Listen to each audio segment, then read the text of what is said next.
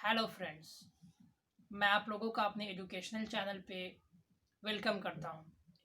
Friends, आज के इस टॉपिक में हम लोग बात करने वाले हैं कि एक यूपीएससी का अभ्यर्थी अगर फ्यूचर में चाहता है कि वो यूपीएससी के द्वारा कंडक्ट कराए जाने वाले आईएएस एग्ज़ाम को अपीयर करे, तो उसको किस प्रकार से अपनी ग्रेजुएशन में सब्जेक्ट का चुनाव करना चाहिए।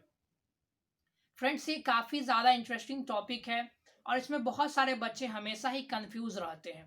तो अगर आप लोग इस वीडियो को पूरा देखते हैं तो मैं उम्मीद करता हूं कि निश्चित तौर पर आपके इस कंफ्यूजन को आप बहुत हद तक इस वीडियो के माध्यम से दूर कर सकते हैं। तो फ्रेंड्स, सबसे पहले ध्यान ये रखें कि यूपीएससी के द्वारा कंडक्ट कराए जाने वाले एग्ज़ाम को देने के लिए कुछ क्राइटेरिया बनाए गए हैं। कहने का मतलब ये हुआ कि आपके अंदर कुछ क्वालिफिकेशन पहले से होनी चाहिए।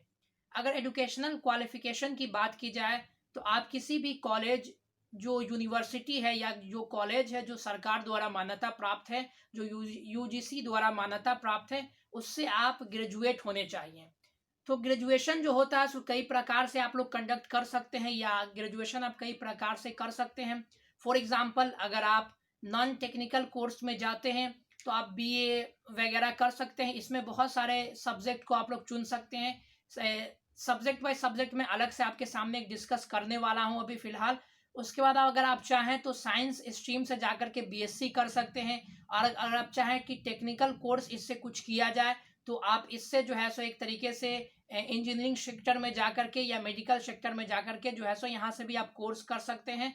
तो उसके बाद भी आप जो है सो यूपीएससी के लिए अपीयर हो सकते हैं।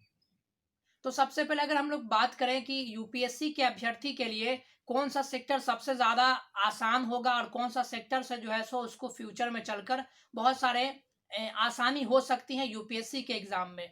तो दोस्तों, मेरा यह सलाह है कि आप लोग किसी भी टेक्निकल या कोई अन्य कोर्स करने के बजाय आपको ये चाहिए कि किसी एक सब्जेक्ट में, उस पर भी मैं अभी आगे डिस्कस करूँगा, किसी एक सब्जेक्ट से जो है सो आप सिंपली बीए कर लें।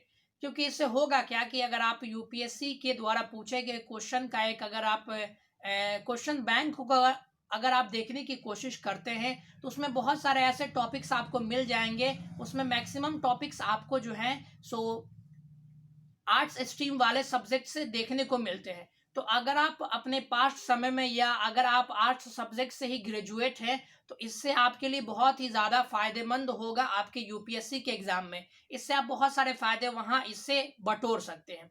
तो अगर आप बात करें कि कौन सा सब्जेक्ट सबसे ज़्यादा आसान होगा, तो इसमें आपकी ये पर्सनली जो होता है सो स्टूडेंट के चॉइस पे डिपेंड करता है। अगर ओवरऑल की बात की जाए, ओवरऑल स्टूडेंट की अगर देखी जाए तो मैक्सिमम स्टूडेंट्स जो है सो हिस्ट्री को प्रीफर करते हैं। मैक्सिमम स्टूडेंट जो है सो आपके उसके उससे कम मात्रा में आपके ज्योग्राफी को प्रीफर करते हैं। तो बस ध्यान आपको ये रखना है किसी भी सब्जेक्ट का चुनाव करने में अपने चॉइस को एकदम आप अपने नज़र में ज़रूर रखें, क्योंकि आपको इसको 3 साल रेगुलर लेकर के पढ़ना है और कम से कम 1 साल आपको यूपीएससी के लिए एक स्पेशल पेपर में उसकी तैयारी भी करनी है। तो निश्चित तौर पर आपके ध्यान में बस एक बात रहनी चाहिए कि हम उस प्रकार के सब्जेक्ट का चुनाव करें जो हमारे चॉइस के दायरे में हो, यानी जो हमें पसंद हो पढ़ने में। दूसरा, आपको सब्जेक्ट चुनाव करते समय ये ध्यान रखना है कि किस प्रकार के सब्जेक्ट में जो है सो ज़्यादा मात्रा यूपीएससी के एग्ज़ाम में क्वेश्चंस उससे आ सकते हैं। इस बात को आप किस प्रकार से जस्टिफाई करेंगे, तो इसके लिए आपको यूपीएससी के द्वारा जो भी क्वेश्चंस पूछे जाते हैं उसके लिए मार्केट में आपको बहुत सारे क्वेश्चन बैंक्स मिल जाएंगे। तो उसके सहायता से आप इसको आसानी से क्वेश्चन बैंक्स में देख करके उसको समझ करके अपने ग्रेजुएशन में उस सब्जेक्ट से आप स्पेशलाइजेशन कर सकते हैं। तो इस प्रकार से भी आप उसको ये अंतर करता है। तीसरी बात अगर ध्यान करें तो, या तीसरी बात अगर आप समझना चाहें तो आप इसको समझ सकते हैं कि जो स्टडी जो सोर्स है उसके आधार से भी जो है सो अपने ग्रेजुएशन में सब्जेक्ट का चुनाव कर सकते हैं। फॉर एग्जाम्पल, अगर आप कहना चाहें तो हिस्ट्री के बहुत सारे ऐसे बुक्स यहाँ पर आपको मिल जाएंगे जो जियोग्राफी में या पॉलिटी में मिल पाना थोड़ा मुश्किल है। तो इस प्रकार से आप अपने देख लें कि आपको किस प्रकार के सोर्स जो हैं सो किस सब्जेक्ट के सोर्स आसानी से उपलब्ध हो जा रहे हैं, उसी सोर्स में आप स्पेशलाइजेशन करें ताकि आगे चल करके आपको किसी भी प्रकार की कोई संभावना परेशानी का सामना न करना पड़े। तो फ्रेंड्स, ये थे मुख्य एडवाइस। बस आपको ध्यान ये रखना है, अपने चॉइस को एक नंबर पर रखें, और दूसरा अपने फ्यूचर में होने वाले गोल को एकदम ध्यान में रखकर ही कोई स्टेप ले। तो मिलते हैं अगले वीडियो में, तब तक के लिए धन्यवाद। God bless you all.